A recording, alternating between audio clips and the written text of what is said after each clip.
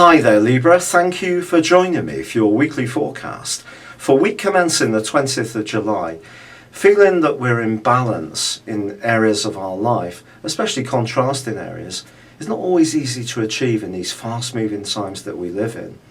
There's also been a frenetic planetary atmosphere this month, which has really heightened, almost emphasized the ends of the spectrum of the different needs you have. In your case, there's been a real opportunity to focus on career, on your outer worldly interactions, but that may have seen you finding it difficult to get time for yourself to relax, to unwind, to keep your other needs in kilter. And that energy is going to decline a little bit this week, but I do feel that when it comes to your professional situation or where you need to articulate your ideas, if someone does put another demand upon you, you may find yourself much less inclined to fit in with them and flow along with what they want, which is quite a Libran characteristic. The much more cardinal sign of your nature is going to come out rather than the Venusian one. The Venusian one is about your diplomacy. It's your ruler Venus. Incidentally, she starts a retrograde at the end of this week.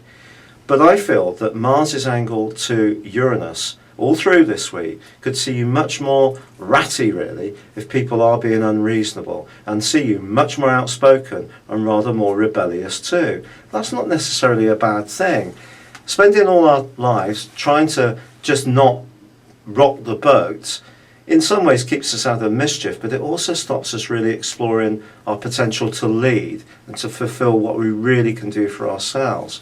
So take a leap of faith if you need to this week, and let someone know what the red line is in terms of what's acceptable in terms of their expectations. Now there is another influence which is also squaring up all this week between Saturn and Jupiter. This is an interesting one because Saturn actually can be really good for Jupiter, making Jupiter have more realistic expectations. Jupiter is in a part of your scope to do with friendships and your long-term hopes, where Saturn's around money.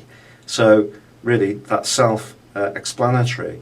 If you do have something you want to achieve, you need to do your planning carefully. It needs to be costed. It needs to be with your feet on the ground. And then on Thursday, followed by Friday, the Sun and then Mercury move into new homes. They move into Leo, which is great for you. They join up with Jupiter. And this is going to put the emphasis much more on connecting with others, on networking, on being much more sociable, on thinking what you really want from your future, rather than just being caught up in the demands going on in the here and now.